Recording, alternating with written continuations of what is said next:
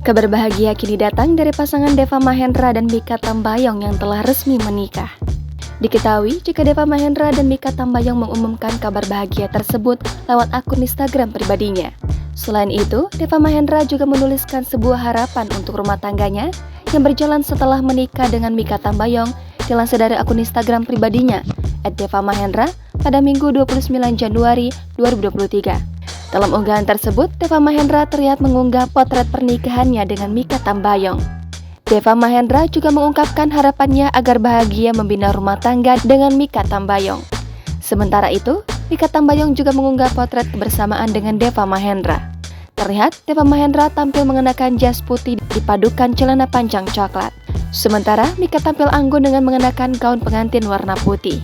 Mikha Tambayong juga menuliskan ungkapan bahagianya menikah dengan Deva Mahendra yang merupakan sahabatnya. Sejumlah netizen yang mengetahui hal tersebut lantas ramai memberikan komentar.